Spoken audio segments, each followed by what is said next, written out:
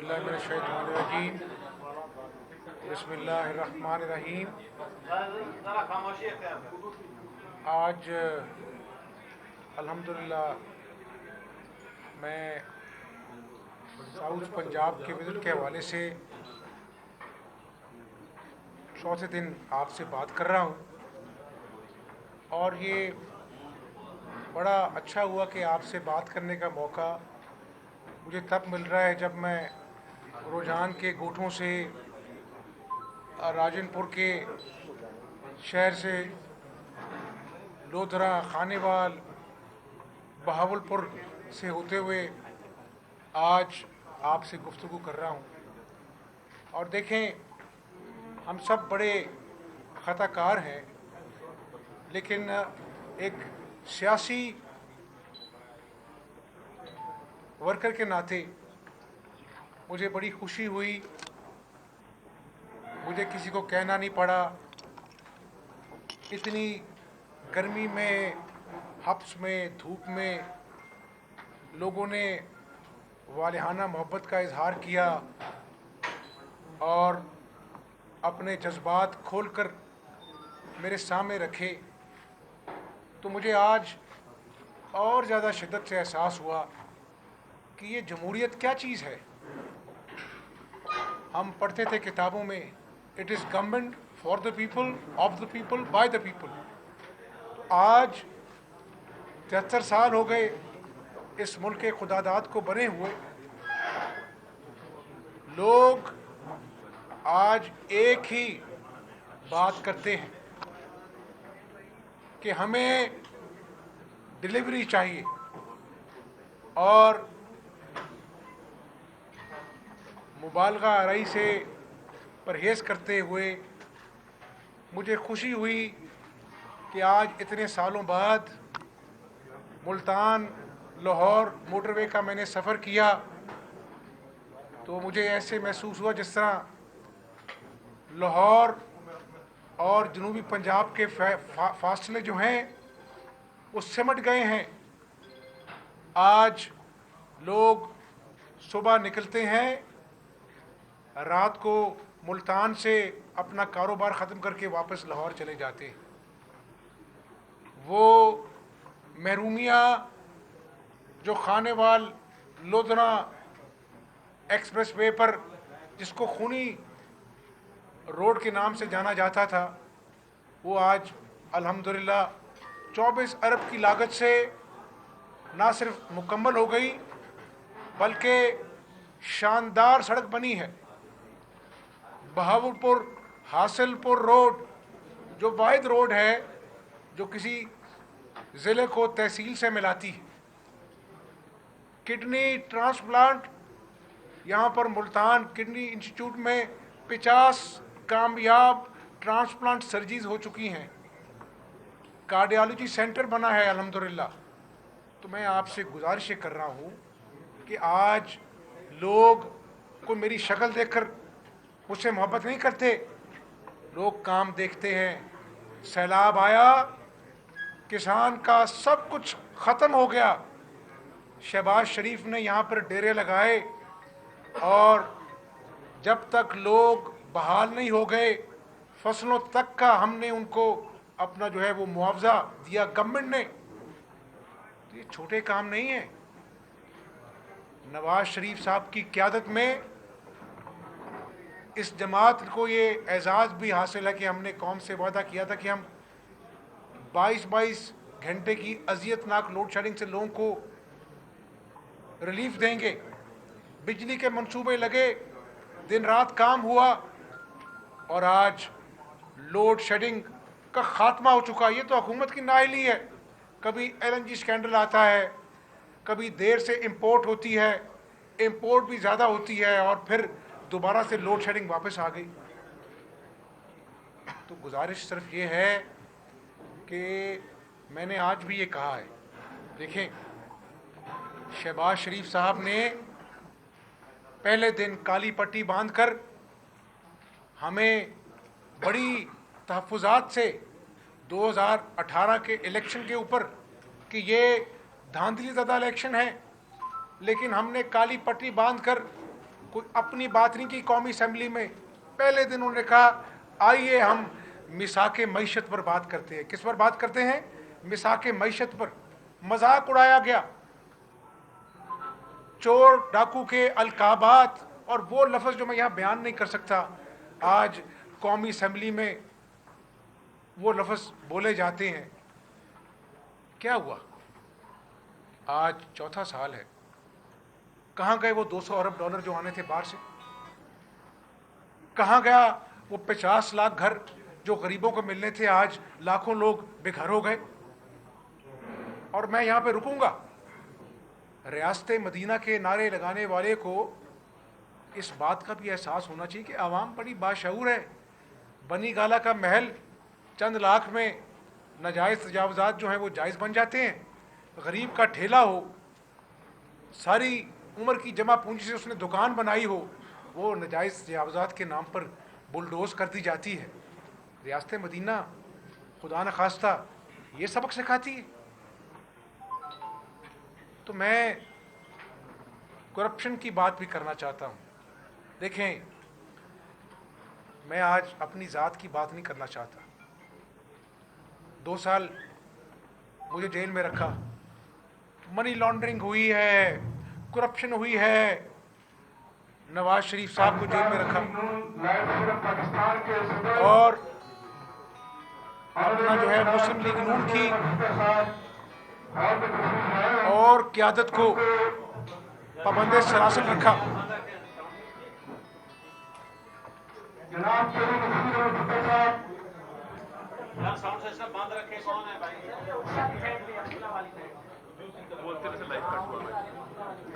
पाबंदे सरासर रखा। आपने हाई कोर्ट का फुल बेंच का फैसला पढ़ा? अगर नहीं पढ़ा तो मैं आपको बताता हूँ, फैक्चुअल बात करता हूँ, इनकी तरह इल्ज़ाम तराशी नहीं करता है। उन्होंने कहा कि करप्शन का तो इल्ज़ाम ही नहीं है, मनी लॉन्ड्रिंग का कुछ सबूत नहीं है, और मामला यहीं रुका। 21 माह बरतानिया में नेशनल क्राइम एजेंसी ने, जो एक मायनाज एजेंसी है, उसने अकाउंट फ्रीज रखे। यहाँ सर बड़े बड़े अपना जो है ना वो सबूत के कागजात वहाँ भिजवाए गए, ख़त खिताबत की गई वज़ीर आज़म ऑफिस से और कहा गया कि मनी लॉन्ड्रिंग हुई है, आप तहकीकात करें। हम बड़े ख़ताकार हैं, अल्लाह से बड़ी आजी से कहता हूँ, 21 माह की तहकीकात के बाद नेशनल क्राइम एजेंसी ने कहा कि हमें शहबाज शरीफ के ख़िलाफ़ कोई करप्शन मनी लॉन्ड्रिंग के शवाहिद नहीं मिले। तो मैं अल्लाह का शुक्र अदा करता हूँ। तो आज क्या हुआ? ना 200 अरब डॉलर आए, और वो जो करप्शन करप्शन चोर चोर डाकू का नारा वो भी आज दफन हो गया। लेकिन इमरान खान साहब, हमने जो जेलें थी, इल्ज़ाम थे, लघु गुफ्तगू थी, वो हमने भुगत ली। बदतरीन इंतकाम का मुस्लिम लीग नून ने, चाहे वो नवाज शरीफ है, शहबाज शरीफ है, हमजा शहबाज है, मरीम नवाज है, और जो हमारे दीगर कायदीन सालों जेल काट के आए, अल्लाह ने हमें सुरखरू किया। एक एक फैसला चाहे सुप्रीम कोर्ट का है, ज़मानत के अंदर पढ़ लें आप। लेकिन क्या आज पाकिस्तानी अवाम खुश है? आज क्या नए पाकिस्तान में जो 37 रुपये किलो का आटा मुस्लिम लीग नून की हुकूमत में था, क्या आज वो 70-75 किलो का नहीं मिल रहा? क्या वो चीनी जो 2018 में 52 रुपये की थी, आज क्या वो 110 रुपये किलो नहीं मिल रही है? क्या जो बिजली का 7 रुपये पर यूनिट का रेट था, आज वो 23 रुपये पर यूनिट नहीं हो गया? क्या खाद जो 2300 रुपये फ़ी बोरी मिलती थी, आज 7000 रुपये की नहीं हो गई?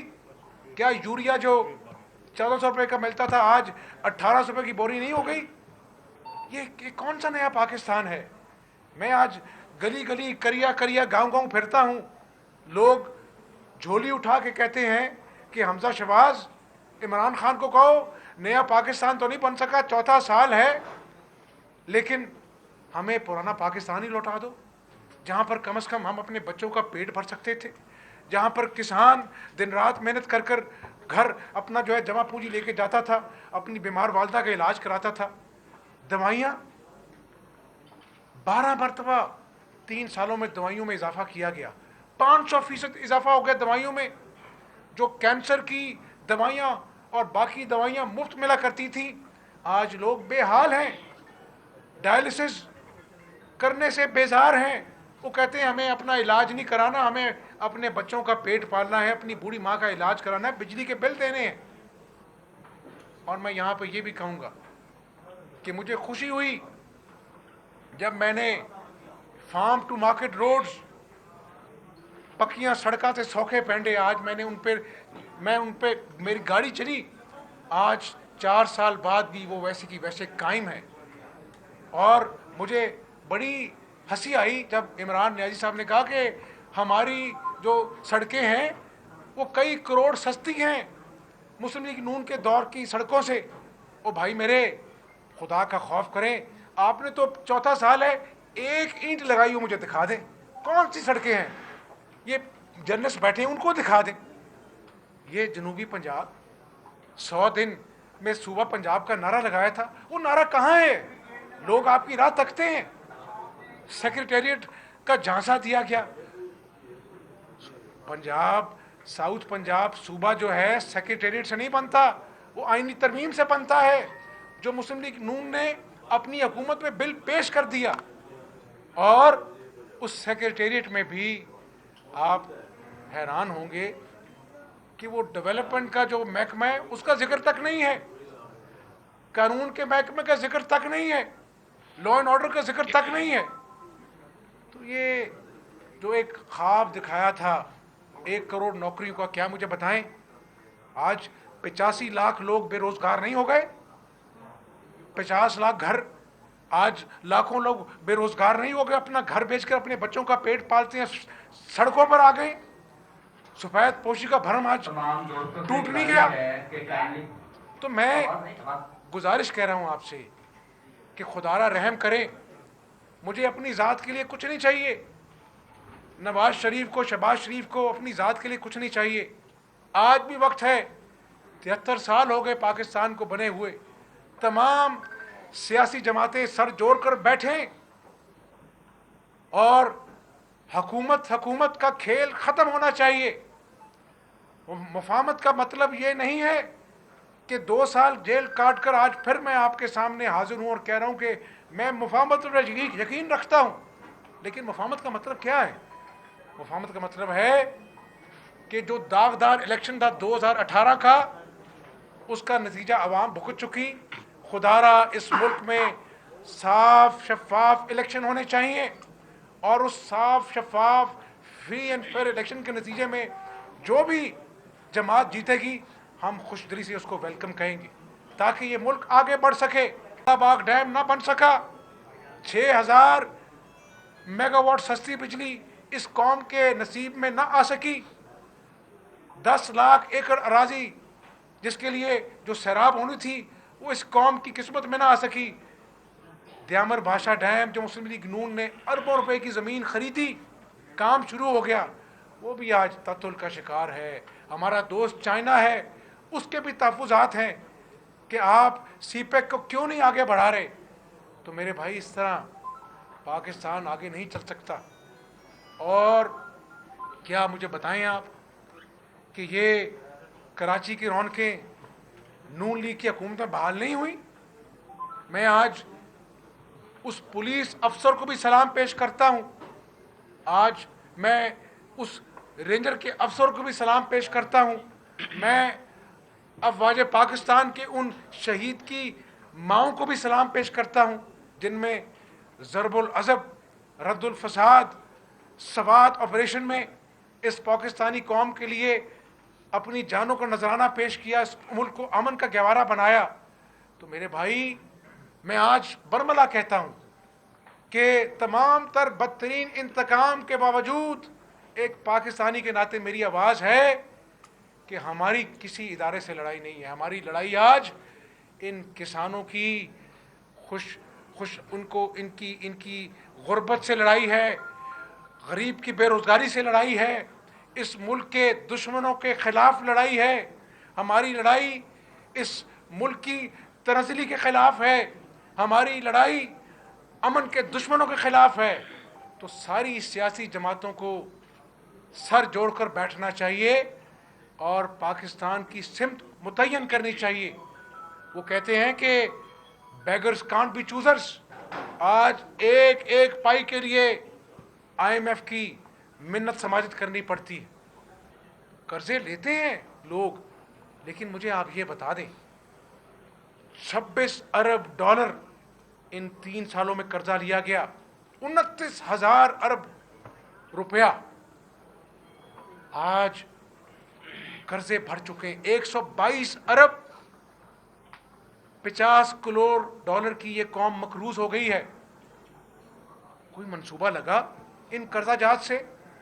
यानी पिछले अदवार को आप एक तरफ रख लें, इस हुकूमत ने जितने कर्जे लिए आज तक इसकी नज़ीर नहीं मिलती। क्या कोई मंसूबा है दिखाने के लिए? क्या गरीबों को रिलीफ मिल सका? तो मेरे भाई, वो जो नए पाकिस्तान का ख्वाब था ना, वो चिकनाचूर हो गया। आज नौजवानों को जो नौकरियों का झांसा दिया गया था, नौजवान परेशान है, मायूस है। इस साउथ पंजाब में जहां मैं बैठा हुआ हूं, शहबाज शरीफ ने साउथ पंजाब का नौकरियों का कोटा रखा था। आज उस कोटे को भी इन्होंने सर्द खाने में फेंक दिया। हजारों नौजवान साउथ पंजाब का आज नौकरी से महरूम है। कि कौन सा नया पाकिस्तान है? आप मुझे समझाएं, मैं आपसे जानना चाहता हूं। और ये भी कहना चाहता हूं कि पनामा लीक्स आई तो इमरान नियाजी साहब गला फाड़ फाड़ कर कहते थे कि ये वज़ीर-ए-आज़म जब तक इस्तीफ़ा नहीं देगा तो इंक्वायरी कैसे आगे बढ़ेगी। और मेरे भाई, आज आपकी काबीना में बैठे हुए लोग, उनका नाम पेंडोरा बॉक्स में आया है।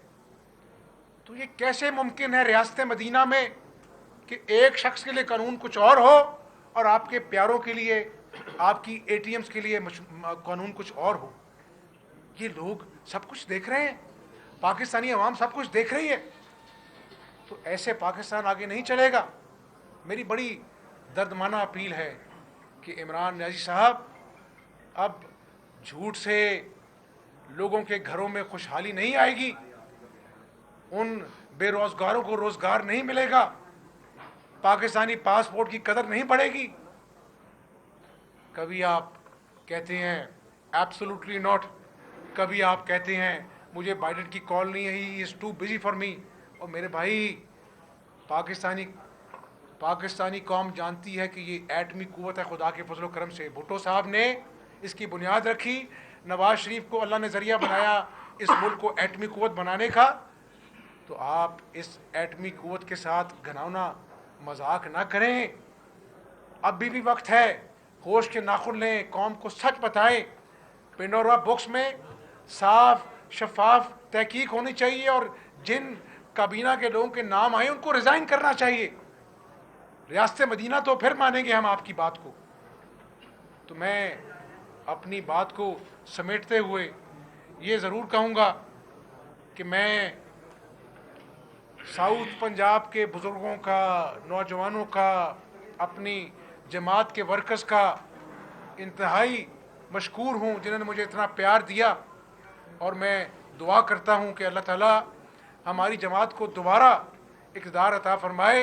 जिस तरह हमने बिजली के अंधेरे दूर किए, इसी तरह इस कौम की मायूसियों को, किसानों की परेशानियों को दूर तो अल्लाह ने करना है, हमें हमारी जमात को अल्लाह ताला ज़रिया बनाए। तहरीक-ए-इंसाफ वाले ये कहते हैं, तहरीक-ए-इंसाफ वालों का कि ये कहना है कि हम तो सूबा बनाना चाहते हैं, लेकिन अपोजिशन में बिलखसूस वो कहते हैं कि नून लीग वाले हमें जो है ना वो मुखालफत कर रहे हैं, वो नहीं बनाने देते। क्या अगर वो सूबा बनाना चाहते हैं तो क्या उनको आप सपोर्ट करेंगे हर जगह पर? एडिशन सर कर लीजिएगा। 2008 में यूसुफ रज़ा गिलानी साहब वज़ीर-ए-आज़म बने तो उनका अब भी वो यही कहते हैं कि हम तो तैयार थे, मुस्लिम लीग नून नहीं थी। फिर 13 से 18 तक आपका मरकज में भी और पंजाब में भी आपकी हुकूमत रही, लेकिन सूबा ना बन सका। क्या आपकी संजीदगी वाकई नहीं है या इल्ज़ामात है? मुझे आप सिर्फ इस बात का जवाब दे दें कि जब पेशावर में बच्चों को शहीद किया गया स्कूल के अंदर, क्या तमाम तर डिफरेंसेस के बावजूद मोहम्मद नवाज शरीफ साहब ने तमाम जमातों को इकट्ठा नहीं किया कि आज मुल्क में अमन का मामला है, हमारे बच्चों को शहीद किया गया है। इमरान नियाज़ी साहब भी उस वक़्त धरना छोड़कर आ गए थे, तो क्या उस वक़्त नवाज शरीफ अपनी ज़ात से बाला तौर पर होकर मुल्क व कौम के लिए उसने सबको साथ बैठाया नहीं था? क्या फिर उसके बाद हमारी तमाम सिक्योरिटी एजेंसीज ने ऑपरेशन किया, उसके बाद अमन पाकिस्तानी कौम को नसीब नहीं हुआ? क्या कराची की रौनकें बहाल नहीं हुई, बोरी बंद लाशें बंद नहीं हुई, अखबार बराए तवान बंद नहीं हुआ, ताजरों कराची के ताजरों से पूछें जाके, भत्ताखोरी बंद नहीं हुई? तो मेरे भाइयों, ये तो फिर आप जो हुकूमत का फ़र्ज़ होता है कि सियासी जमातों को साथ बिठाएं। जब आप नेशनल इश्यूज़ पर, पुलवामा जैसे वाक़या पर तमाम पार्लिमानी लीडर्स बैठे हों, नियाज़ी साहब आए अपनी बात करके चलता करें और इतनी भी तकलीफ़ गवाना न करें कि लोगों की बात सुने, कंसेंसस बनाएं। तो मैं यही कह रहा हूँ कि आज जो अफ़गानिस्तान की सूरत हाल है उसके डायरेक्ट असरात पाकिस्तानी मईशत पर पड़ते हैं, पाकिस्तानी सिक्योरिटी पर पड़ते हैं। तो जो शख्स एक मरतबा भी ऑपोजिशन को इन 4 सालों में अपने साथ नहीं बिठा सका नेशनल इश्यूज़ पर, तो फिर सूबा पंजाब के ऊपर कैसे कंसेंसस होगा? तो ये तो अना का बुत जब इतना बड़ा हो जाए ना, तो फिर कौमी मुफाद के इशूज़ नज़र नहीं आते। तो आज न्याय साहब, आपकी अना जो है ना वो इतनी बड़ी हो गई है कि पाकिस्तानी कौम को आपकी शक्ल तक नज़र नहीं आती है। ये मेरा मुस्लिम लीग नून जो है, मैंने आपको भी कहा है कि हमने आईनी बिल कौमी असम्बली में मुतारिफ़ कराया, और मैं आज फिर दोहरा देता हूँ कि सूबा जनूबी पंजाब के हम हक़ में हैं, और अल्लाह ने जब भी मौका दिया इंशाल्लाह तमाम सियासी जमातों को साथ बिठाकर हम सूबा बनाएंगे इंशाल्लाह।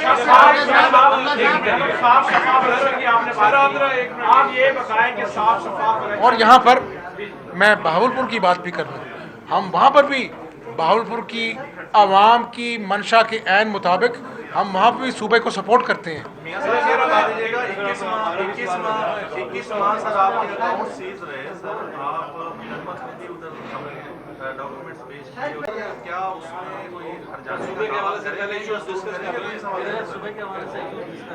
अभी हम अपने वकला से मशवरा करेंगे, लेकिन जो दूध का दूध पानी का पानी सामने आ गया है, मैंने तो तमाम तर इंतकाम के बावजूद अपनी बात ही नहीं की। मैंने तो पाकिस्तानी कौम के जो ज़ख़म हैं वो आज आपके सामने दोबारा रखे हैं कि आज मायूसी है, लोग ज़हनी मरीज़ बनते जा रहे हैं। मुझे आप बता दें, 64 रुपये फ़ी लीटर पेट्रोल मुस्लिम लीग नून के दौर में क्या आज 127 रुपये का नहीं हो गया? ये बात मैं आपसे कर रहा हूँ। मैं तो कोई तोता मैना की कहानी नहीं सुना रहा जो पीटीआई की हुकूमत ने, इसके वज़ीरों मशीरों ने, स्पोक्स पर्सन ने कौम को सुनाई, और आज चौथे साल में लोग पुराने पाकिस्तान को याद कर रहे हैं। तो मैं तो आपसे हक़ाइक़ पे गुफ्तगू। इलेक्शन होंगे, तो इसमें सर मुझे ये बता दें कि वो जो इलेक्ट्रॉनिक वोटिंग मशीन वाला इशू है वो उसका क्या बनेगा और उस पर आपकी क्या पोजीशन रहेगी? देखिए ना, अब हर बात पे मैं ना मानूं नहीं चलेगा। इलेक्शन कमीशन ने 30 से ज़्यादा 37 तकरीबन जो है तहफ़्फ़ुज़ात का इजहार किया है। इलेक्शन कमीशन एक आइनी इदारा है। अब अगर वो कह रहा है कि ये मशीन के ऊपर हमारे तहफ़्फ़ुज़ात हैं, आप जो है वो उसको भी ब्लैकमेल कर रहे हैं, उसको भी अंडर प्रेशर लाने की कोशिश कर रहे हैं, तो ये जमहूरियत में वन मैन शो नहीं चलेगा। खान साहब, अब आपका एक एक वादा जो आपने कौम से किया था वो सारे वादे झूठे साबित हुए। अभी भी वक्त है, आप होश के नाखून लें और इस मुल्क में जितना इंतशार है उसका भी हल साफ शफाफ इलेक्शन में है। क्या आप कबल इलेक्शन कराना चाहते हैं? चेयरमैन नैब के 3 दिन रह गए, उसकी तैनाती क्या आप कबल वक्त इलेक्शन का मुतालबा कर रहे हैं? जहाँ तक आपने सियासी मुफाहमत की बात की, तो क्या आप ऑलरेडी पीडीएम की शक्ल में सियासी जमातें इत्तेफाक उनमें नहीं है, आप हुकूमत को दावत दे रहे हैं या इसके अलावा और पार्टी को भी मुखातिब कर रहे हैं? मैं किसी को दावत नहीं दे रहा। मैं पाकिस्तानी कौम के सामने मसाइल को रखा है और मैंने ये कहा है कि इस मुल्क में साफ शफाफ इलेक्शन होने चाहिए और अपना जो है वो जब भी इलेक्शन हो, लेकिन अगर ये इलेक्शन भी 2018 की तरह हुए तो फिर मैं अल्लाह से दुआ करता हूँ कि अल्लाह ताला इस मुल्क पर रहम करे। ये तमाम सियासी जमातों को सोचना चाहिए। मैं तमाम सियासी जमातों की बात कर रहा हूँ, ये कोई मेरे मुस्तकबिल की बात नहीं है। ये आपके बच्चों, मेरे बच्चों, इस पाकिस्तान के किसानों, मजदूरों की मुस्तकबिल की बात है। तो मैं चेयरमैन नैब की तैनाती में 3 दिन रह गए, कोई नाम नहीं आया। उधर से किसी साहब जनूबी पंजाब में आए तो उनका ये कहना था कि जब भी शहबाज शरीफ साहब कोई बात करते हैं तो पीछे से आवाज आती है कि ये उनकी जाती राय है। तो ये पार्टी के अंदर 2 जो बयानियां हैं, इसके ऊपर आप क्या कहेंगे और पीपल्स पार्टी के साथ क्या या पीडीएम की तरफ से तो रास्ता निकाल? देखें, अच्छा सर, इसी में ऐड करेंगे, आपने कहा हमारी इदारों से कोई लड़ाई नहीं है। नवाज शरीफ तो बाकायदा कहता है कि जनरल फैज हमीद और जनरल बैजवा का सब कुछ किया करा है और इमरान खान जो है पपिट है, और आप तो अब इमरान खान को लीडर मान रहे हैं कि जिसने ये सब कुछ किया। लीडर आप मान रहे हैं, मैं तो नहीं मानता। मैंने तो कहा है कि इसने झूठ बोले हैं। झूठ बोलने वाले को झूठा ना कहा जाए तो क्या किया कहा जाए। आपने सवाल किया है। देखें, मुस्लिम लीग नून जो है सिविल बालादस्ती की बात करती है। सिविल बालादस्ती क्या है? पार्लियामेंट को मजबूत होना चाहिए। आज पार्लियामेंट को ऑर्डिनेंस फैक्ट्री के जरिए बिल्कुल साइडलाइन कर दिया गया है। पाकिस्तान में अमन होगा तो हम जमहूरियत के सफ़र में कामयाब होंगे और एक सियासी कारकुन के नाते पाकिस्तान ने आगे आगे चलना है तो हमें पार्लियामेंट को मजबूत करना होगा। हम किसी इदारे को कमज़ोर कर कर आगे नहीं बढ़ सकते। सिक्योरिटी इदारों का काम है इस मुल्क में अमन लाना, इसके लिए कुर्बानियाँ दी गई, मैंने अभी जिक्र किया है। तो हम सिविल बालादस्ती चाहते हैं पार्लियामेंट को मजबूत कर कर, ना कि इदारों को कमज़ोर करके। ये मेरा मानना है। एक मिनट, यही पाकिस्तानी कौम की आवाज़ है, यही मुस्लिम लीग नून का नज़रिया है और इस नज़रिए पे हम कायम रहेंगे और अल्लाह ने चाहा तो पाकिस्तान की खिदमत करेंगे इसी नज़रिए के साथ। आप